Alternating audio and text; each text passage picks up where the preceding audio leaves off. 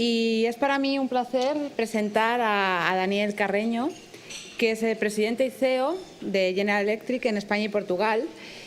En primer lugar, agradecerle especialmente su presencia hoy aquí, porque viene el pobre hombre averiado.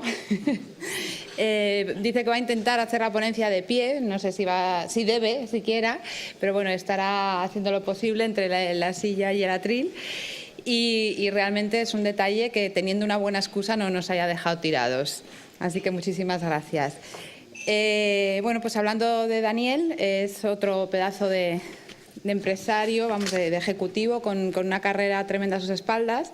Es leonés, más de 17 años en General Electric, donde ha ocupado diversas posiciones y lleva ya 5 años siendo el presidente en España y Portugal. Anteriormente estuvo 7 años en distintos puestos de responsabilidades financieras y comerciales. Es licenciado en Derecho y en Ciencias Económicas y Empresariales por Comillas, en ICADE, Madrid, y cuenta también con una amplia formación de posgrado. Actualmente es el vicepresidente de la Cámara Americana de Comercio y es miembro de los órganos de gobierno, entre otros, de la Fundación Junior Achievement, la Fundación Tecnología y Salud, el Instituto Franklin, el American Business Council y la Asociación de Progreso y Dirección, APD, que nos está haciendo hoy de anfitriones. Daniel también ocupó la presidencia de la Federación Española de Empresas de Tecnología Sanitaria, FENIN. Así que un placer escucharle y todo tuyo. Y por favor, no te fuerces. Gracias.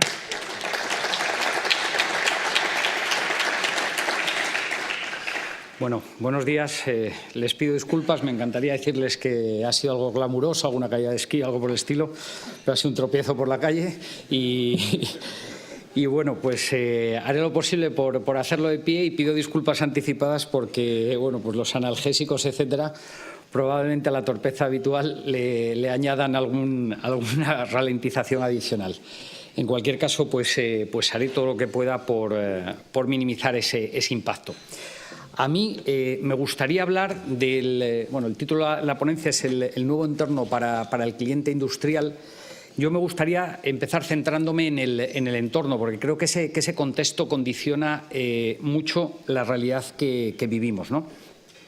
Y en ese sentido, uno de los elementos configuradores de esa realidad, desde mi punto de vista, es la convergencia temporal.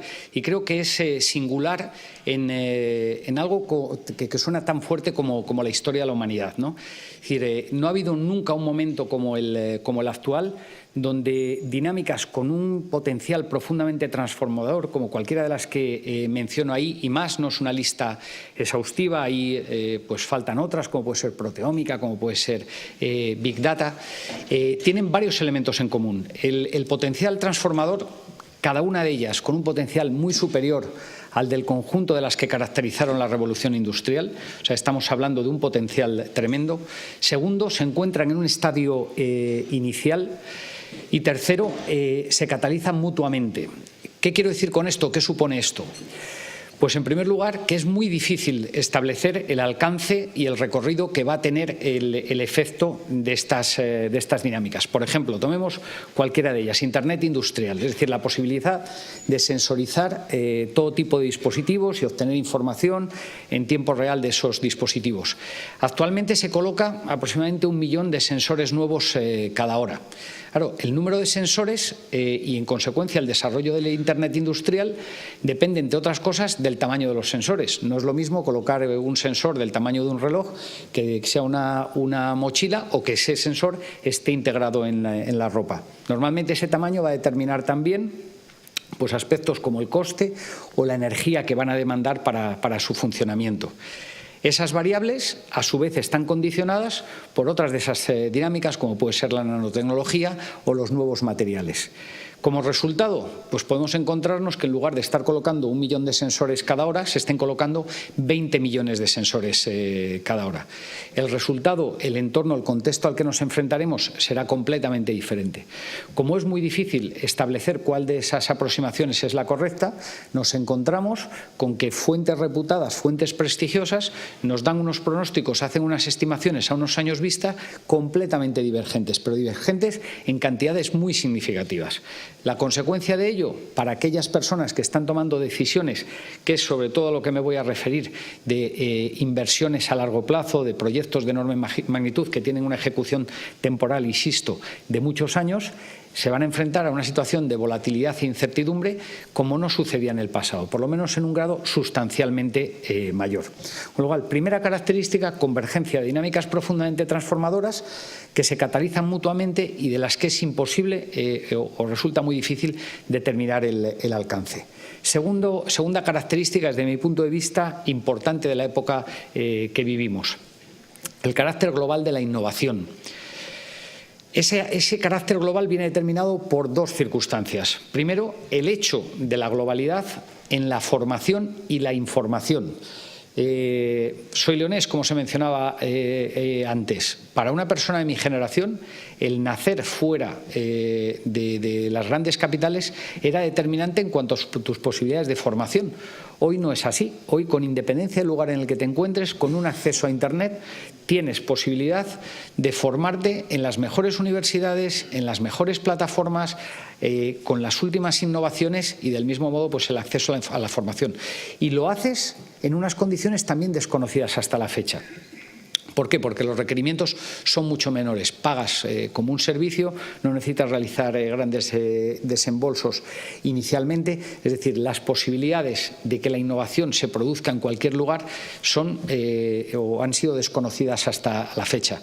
Como consecuencia, es mucho más difícil o resulta mucho más difícil anticipar cuáles van a ser las grandes innovaciones y el lugar en el que se van a producir. Con lo cual, innovación global. Un factor que de nuevo introduce incertidumbre y volatilidad. Tercer elemento, la velocidad. Todo ocurre a una velocidad increíble, trepidante, vertiginosa. No hemos conocido una velocidad como la actual. Pero la velocidad que conocemos hoy es la menor de la que vamos a conocer el resto de nuestras vidas. Es lo único que podemos garantizar. Lo único que va a permanecer es la tremenda velocidad a la que se produce todo. La velocidad, por definición, genera incertidumbre, de nuevo, y volatilidad. Lo cual creo que no es arriesgado decir que hasta ahora, por lo menos, los tres elementos conformadores nos hablan de incertidumbre y volatilidad. Consecuencia de estos elementos y de otros.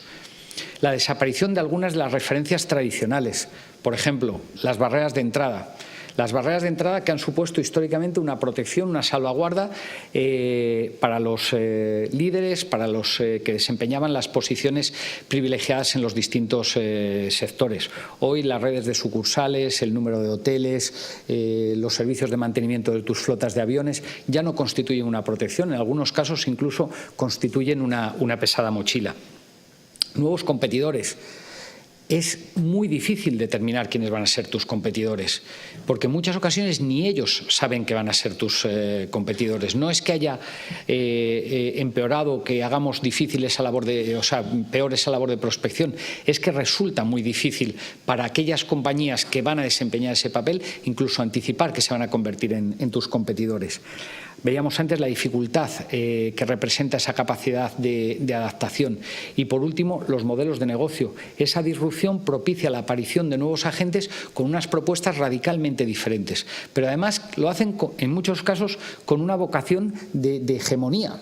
Y esa vocación hegemónica supone que si las cosas me van mal, no es que vaya a perder una parte sustancial de mi cuota de mercado, es que puedo acabar siendo irrelevante e incluso desaparecer. Es decir, tengo peligro de muerte. Con lo cual, en definitiva, estamos hablando de que tengo menos capacidad de anticiparme. Me encuentro a continuación con que lo que me protegía ha desaparecido o se ha reducido significativamente. En consecuencia, y como las cosas suceden muy rápidamente, tengo menor capacidad de reacción. Y si me equivoco, el riesgo de desaparición es tremendo. Pensaba decirles todo esto antes del esguince, o sea, no es que tenga un día especialmente negativo y les esté asustando con esto, pero creo que es sinceramente la realidad a la que nos enfrentamos. Si a todo esto le añadimos la magnitud de la transformación que estamos viviendo, creo que vamos a ser mucho más conscientes de la dificultad que entraña el tomar esas decisiones adecuadas en procesos plurianuales. Déjenme hablarles de una de ellas, de esas tendencias que no mencionaba antes, para concretar, materializar o acercar, porque esto conceptualmente lo entendemos bien, es otra charla más, pero a veces es difícil aterrizar qué supone para mí en el día a día. Hablemos del Big Data, ¿de acuerdo? Y el impacto que puede tener en este sentido. ¿Y qué entendemos por Big Data? Tiene muchas acepciones, ¿de acuerdo? Pero podríamos considerar que es la gestión y el almacenamiento de grandes volúmenes de datos o la búsqueda de patrones uniformes en esos grandes volúmenes de datos. Pero yo me voy a centrar en algo todavía más básico. Al final, esos grandes volúmenes de datos convenientemente tratados son información, ¿de acuerdo? Y la información es una gran ventaja competitiva, si no la ventaja competitiva. Es evidente que aquellos que tienen información y la usan toman decisiones más correctas que los que no tienen información o teniéndola no la usan. Entonces, hablábamos antes de esos procesos en el entorno industrial y de adquisición. Imagínense que yo cuento con la información adecuada y como consecuencia de contar con esa información yo puedo tomar decisiones correctas en ámbitos como si conozco las prioridades de mi cliente, aquellos elementos que van a determinar su decisión, o conozco los hitos temporales que van a marcar cada una de sus decisiones importantes, o sus restricciones económicas, o los competidores a los que me enfrento, eso me va a permitir elaborar mejor mi configuración, va a permitir que yo presente las ofertas en los momentos adecuados, que reúna los elementos que van a ser determinantes para esa decisión y que lo haga al mejor precio posible.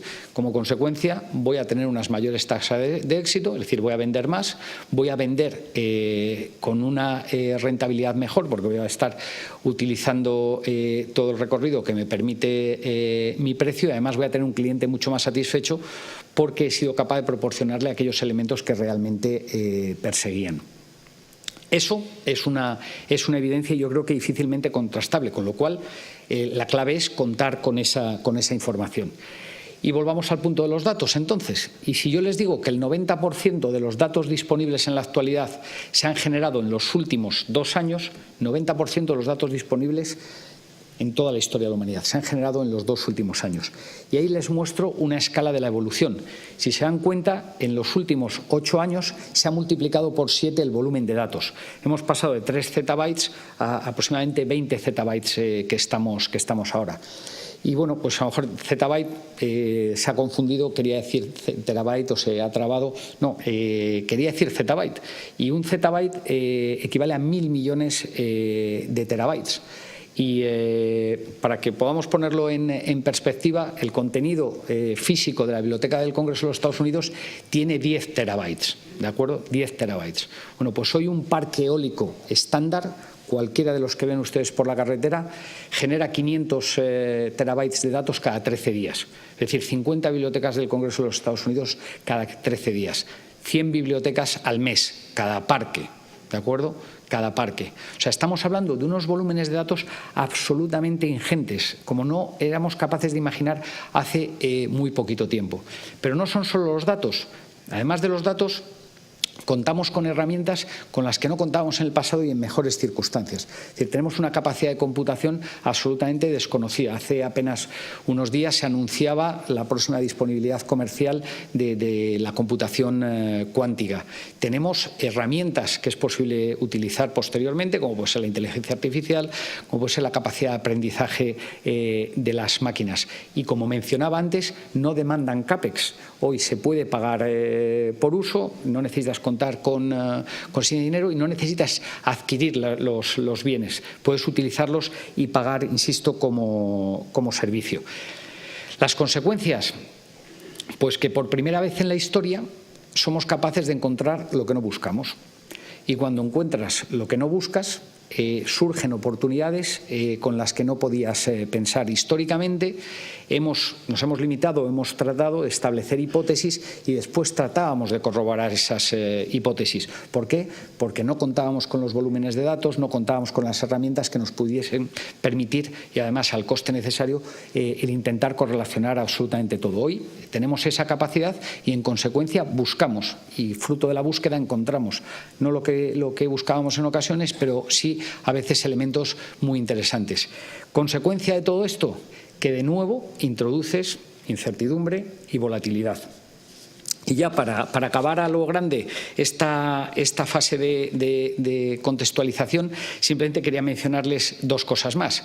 La primera, que esos volúmenes de datos no están etiquetados, prácticamente el 2% de los datos está etiquetado, con lo cual la mala o buena noticia es doble. Digo que tenemos volúmenes de datos inmensos, pero que además nos van a llegar de golpe, porque hasta la fecha no los hemos utilizado. Y en consecuencia, añadiendo el último factor, y les decía, es algo, para terminar a lo grande, con una expresión tremendamente grandilocuente, nada es imposible. Sé que no es rigurosamente cierto, y menos sin introducir la variable temporal, la variable del tiempo, pero sí que es algo que a mí personalmente me obsesiona. Y les pediría que reflexionen un poco sobre aquellas personas, aquellas organizaciones que están ahora mismo inmersas en un proceso de inversión multimillonaria en proyectos a largo plazo que tienen un retorno de maduración, un plazo de maduración o de retorno de la inversión de 5, 6, 7 años. ¿Quién les puede garantizar al 100% que algo es imposible? Y yo me atrevo a decir que nadie. Y podemos hablar de distintos tipos de proyectos. Uno de los proyectos más complejos de ingeniería en la actualidad, las plataformas eólicas marinas. Requieren miles de millones de inversión, son muy complejos técnicamente, se van a desarrollar durante una pluralidad de años. Entre otras cosas, ¿por qué se llevan a cabo esos proyectos? Porque los mejores emplazamientos terrestres ya están ocupados o no son técnicamente viables. Una de las razones por las que no son técnicamente viables es por la dimensión de las palas, la complicación logística de llevar las palas allí. Veíamos antes la manufactura aditiva, los nuevos materiales. ¿Alguien me puede garantizar al 100% que en 5 años no vamos a tener palas plegables? ¿Y a 4 años? ¿Y a 3? Si seguimos bajando en 1, seguro que ya... Pero más que nada no porque técnicamente sea más complejo, sino por esa dimensión temporal de la que hablaba antes. Pero esto es trasladable a cualquier otro ámbito. ¿Y si conseguimos una solución efectiva de almacenamiento de energía? Las inversiones multimillonarias que estamos haciendo en transmisión y distribución de electricidad, cuando vamos a ir con absoluta certeza a un modelo de distribución, de transmisión y distribución mucho más ubicado en aquellos lugares donde se genere, que serán no grandes centros de generación, sino probablemente lugares individuales, pero esas inversiones hay que llevarlas a cabo. Porque esas decisiones hay que tomarlas, porque del mismo modo que nadie me garantiza que esto no va a suceder, tampoco me puede garantizar lo contrario. Con lo cual, seguimos en un entorno, de nuevo, de volatilidad y de tremenda incertidumbre en el que seguimos tomando decisiones. Porque otra de las características es que es paradójico, absolutamente contradictorio, pero tenemos más datos, más información que nunca, pero al mismo tiempo estamos tomando decisiones con un nivel de incertidumbre como el que no hemos conocido nunca tampoco. Entonces, ¿qué podemos hacer al respecto? No lo podemos eliminar, no lo podemos aspirar a volver al periodo anterior. Creo que lo único que podemos tratar de hacer es, si la variable principal es la velocidad, si el verdadero catalizador de todas estas circunstancias es esa velocidad trepidante a lo que se produce todo, pues vamos a tratar de conciliar algunas realidades. Y las realidades que yo trataría de conciliar es que, por un lado, en el entorno industrial, muchos de los activos, muchos de los procesos de los que estamos hablando son críticos. Es decir, los fallos de calidad de prestaciones pueden tener consecuencias dramáticas, muerte de personas o daños irreparables. Con lo cual, alguna de las metodologías o de los procesos que estamos siguiendo en entornos de consumo no son aplicables en el entorno industrial. No podemos lanzar en aras a una comercialización más rápida productos que no son todavía suficientemente satisfactorios en términos de calidad o de seguridad. Bueno, parece que tengo un pequeño bug en el teléfono y se apaga de vez en cuando. Bueno, pues es algo con lo que probablemente podamos convivir. Parece que se ha parado el motor del avión. Pues probablemente las consecuencias serían diferentes. Pero tenemos que conciliar esa realidad con la realidad de que todo se mueve muy deprisa y necesitamos tener una aproximación diferente a la tradicional. Y en ese sentido han surgido nuevas metodologías, como puede ser Fastworks, como puede ser Agile, que lo que tratan precisamente es reducir los plazos en cada una de esas fases, eliminar lo superfluo, realmente obligarnos a que nos centremos en lo que resulta esencial y determinante. Y en algunos casos me permite utilizar esas herramientas que han amenazado el modelo tradicional en mi propio beneficio. En ese sentido destacaría, por ejemplo, los Digital Twin o gemelos digitales, que me permiten replicar algunos de esos activos físicos, simular todo tipo de escenarios de una manera virtual sin interferir en la actividad diaria, beneficiándome del conocimiento que se pueda alcanzar globalmente por un número similar de usuarios, y así pues un coche autónomo no necesita pasar físicamente por todas las alcantarillas del mundo. Basta con que lo pueda representar, que ese aprendizaje se le pueda proporcionar al equipo y a partir de ahí pues acortar sustancialmente los plazos. Me gustaría, en ese sentido, destacar un elemento adicional que desde mi punto de vista en el entorno industrial resulta aún más crítico que en el mundo del consumo, y es la integración digital del conjunto del proceso. Es decir, estamos hablando desde la fase de diseño, pasando por la fase de ingeniería, manufactura, cadena de suministro, a la de comercialización, servicio postventa. ¿Cuál es el alcance de esta integración? Nos va a permitir contar con un diseño que contempla todas las posibilidades desde el momento uno, en el que resulta mucho más fácil incorporar el feedback de los clientes, los posibles errores detectados, cualquier innovación que se pueda producir en ese momento. Y esto es particularmente importante en ámbitos como pueden ser la industria farmacéutica, la industria aeronáutica, la industria del petróleo y del gas. ¿Por qué? Porque son industrias que requieren una gran inversión inicial para el desarrollo de los proyectos que culminan en una primera fase en un piloto, y es del éxito del piloto o de un éxito razonable el que depende la futura ejecución. Lo que estamos hablando en este caso es que al acortar los plazos, al poder incorporar más fácilmente algunas de esas innovaciones, algunas de esos cambios, nos encontramos con que proyectos que en el pasado eran inviables técnica o económicamente pasan a resultar ahora mismo factibles, porque no necesitas explorar físicamente el área donde vas a hacer las prospecciones, puedes reducir sustancialmente las catas físicas que tienes que hacer y lo puedes hacer virtualmente, simular en el caso de la industria farmacéutica los distintos escenarios, y esto de nuevo mitiga ese tremendo riesgo que corres cuando inviertes cantidades multimillonarias, lo apuestas todo a la carta de un producto, el desarrollo de una nueva plataforma, que si después no alcanza el éxito que esperabas o tiene un recorrido temporal muchísimo menor, se puede llevar la compañía por delante. En definitiva, me gustaría dejar en este sentido tres mensajes importantes. Un entorno incierto y volátil que no va a dejar de incrementarse.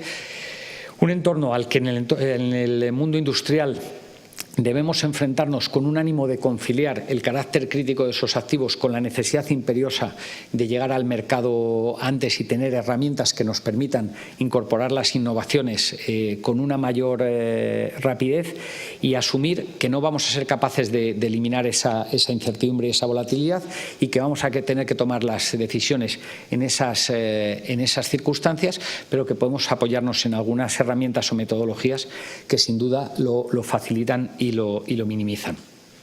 Y con esto me gustaría comenzar en la última parte de la exposición dándoles una dimensión complementaria a la que probablemente no les haya conducido hasta la fecha. Si me lo permiten, voy a ver un poquito de aguantes. Y esa dimensión es una dimensión, insisto, de alguna manera sorprendente respecto a todo lo que hemos hablado previamente. Hemos hablado de tecnología, hemos hablado de un momento singular, pero todo en torno a la tecnología. Bueno, pues la tecnología es un factor importante, pero ni siquiera el más importante, y me atrevería a decir no el determinante. El determinante, sin lugar a dudas, sigue siendo el mismo que ha sido siempre, que es la persona, el ser humano. Es decir, para que esto sea factible necesitamos ser capaces de adaptar nuestras estructuras de acuerdo con la cultura y la organización que demanda este nuevo contexto. Y en ese sentido, yo creo que tenemos tres niveles diferentes. Es decir, no podemos organizarnos del mismo modo que hemos estado organizados, porque no vamos a poder tener la misma cultura. Es decir, si no tengo capacidad de anticiparme, a lo único a lo que voy a poder aspirar es a ser capaz de adaptarme, es decir, a tener una cultura líquida, si me lo permiten, que posibilite la adaptación de esa masa al recipiente que la contenga, con independencia del recipiente que sea, sin perder la consistencia y la unicidad que tienen que venir, pues probablemente de esos valores que constituyan la referencia y que permitan la supervivencia en un entorno que les decía antes. Si no tengo la capacidad de anticiparlo, si no tengo la posibilidad de dar unas instrucciones concretas como hemos venido haciendo hasta la fecha, si estamos hablando de un entorno donde el fracaso va a ser mucho más común de lo que hemos conocido en el pasado, probablemente tengamos que redefinir el propio fracaso, donde nos tendremos que acostumbrar a esa incertidumbre y a esos riesgos en la toma de decisiones. Eso va a demandar un perfil diferente de trabajador, va a demandar un perfil diferente de gestor, y configura una nueva realidad. Una nueva realidad que desde mi punto de vista es para believers, para creyentes. ¿Por qué? Porque aquí hay un elemento importante de apuesta por parte de las personas, porque no vamos a poder mostrar un plan de ruta como hacíamos en el pasado. Y en ese sentido vamos a demandar perfiles fundamentalmente actitudinales con C más que actitudinales con P, personas que sean capaces de trabajar en equipo. ¿Por qué? Porque estamos hablando de entornos colaborativos. La magnitud de los retos no permite que ninguna empresa, ninguna institución, ningún país lo aborde por sí mismo, y además que lo haga con un carácter permanente. Es decir, los roles van a cambiar sustancialmente, pero en cuestión de horas. Alguien que es competidor por la mañana pasa a ser mi principal apoyo en la pretensión que tenemos por la tarde, y eso demanda un perfil diferente de individuo. Estamos hablando de una capacidad de aprendizaje que se va a poner a prueba de forma continua en unos individuos que, no nos engañemos, no hemos cambiado. Es decir, la resistencia innata que tenemos al cambio va a estar presente. Esa aversión que tenemos a la incertidumbre la vamos a tener con nosotros, pues la vamos a poner a prueba cada día, y además con la necesidad imperiosa de continuar aprendiendo. Y si hablamos de los managers, no basta con un buen gestor, no basta con una persona que informe, necesitamos verdaderos líderes. ¿Quiénes son los líderes? Pues aquellos que sean capaces de convivir con sus propias limitaciones, que tengan ese grado de convicción y de pasión que decíamos antes para poder ser protagonistas en ese entorno de believers, y que lideren con el ejemplo, porque la verdadera prueba de tu compromiso la vas a dar en el día a día, mostrando que haces lo que dices que se debe hacer.